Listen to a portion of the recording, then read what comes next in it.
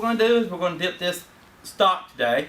And we've already painted the stock, got it ready to be dipped. And when you're painting it, you just get a good coat on everything. If you've got a little light area or a little darker area now, that's okay, because when you dip it, most of this is going to be covered anyway. Very, very little bit of it's going to show in the background.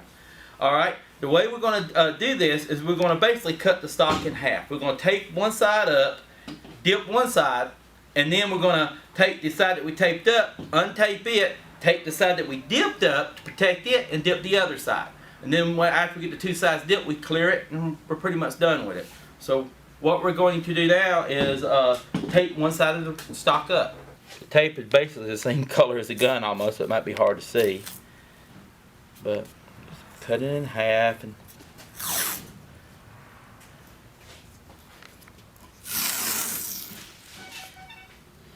now some people can dip a stock without taping it in half. It takes a little bit more skill, and that's something you might want to try it later. If this is your first stock, I highly suggest cutting it in half and doing it this way, because your success rate is going to be a lot better doing it this way.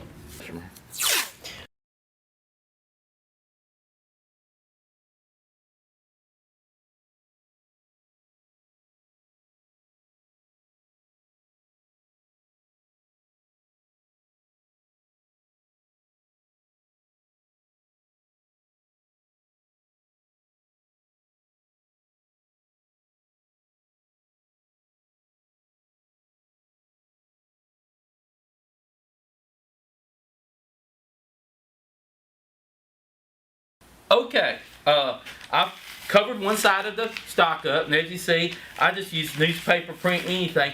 And when whatever tape you use, you want to use the inexpensive tape. You want tape that doesn't stick real good, because if you use heavy duty tape, it's going to pull maybe the paint or the print off. So try to get the inexpensive tape. This tape here I bought at Walmart for 88 cents, and this works just great. And you don't want to use that heavy duty, high dollar stuff.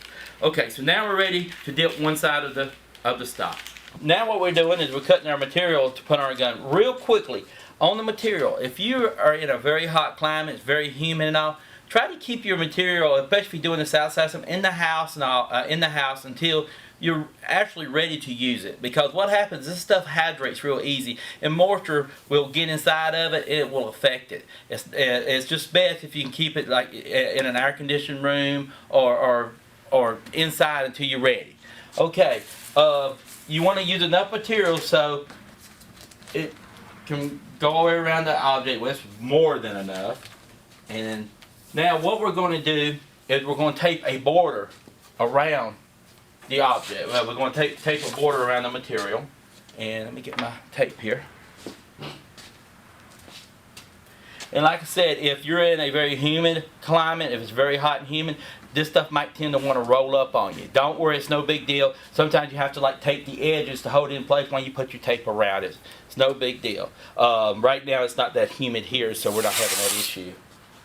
But you basically want to frame the object with tape.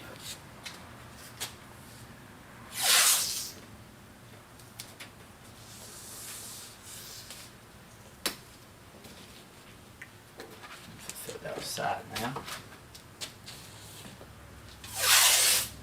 And again, what this is going to do, it's going to, once you put the pattern in your water and you activate it and it liquefies, it has a tendency to want to separate, move around. This kind of keeps it all together a little bit longer for you, makes it easier to work with.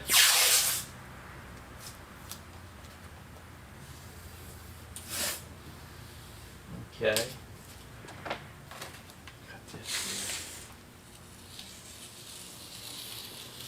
Alright, now some people like to cut little slits in the side, and they make them a little slit in the middle. And the reason they do this is when they activate it, they can see that the film is liquefying, and they can see the movement as it expands, and they know it's good and liquid and it's ready to be dipped into. And you'll see that once we pre-activate her in the water with it. Alright, one thing too is to tell which side of the film goes into the water, that actually goes against the water, you want the sticky side to touch the water. And the way you can tell which side of the rim is the sticky side is to lick two of your fingers and touch one side with one finger, the other side with the other finger. The side that sticks to your finger is the sticky side. The side that sticks to your finger is the side that touches the water. When you set it in the water, that is what is against the water, the sticky side. So a lot of times you might have to flip it over, but just always lick your 2 fingers, put it against the pattern, and the sticky side touches.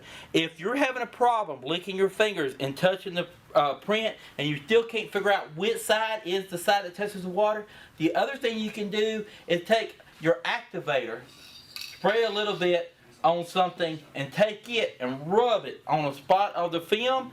And the side that the activator starts taking color off the film, that's the side that sticks to the. That's the side that touches the water.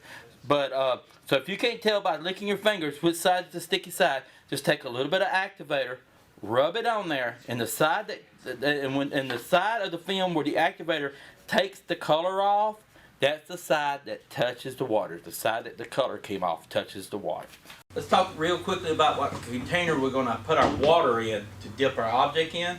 What you're looking for in a container, I bought this one at Walmart for like $6. You're looking at something that you can take and completely submerge the item you're dipping in. It's got to go all the way down, and it's got to go completely under the water. And it's got to be big enough to where, as you put this in the water, of course, the water rises. So it's got to be deep enough so when the water rises, it doesn't go over the sides. It's that simple.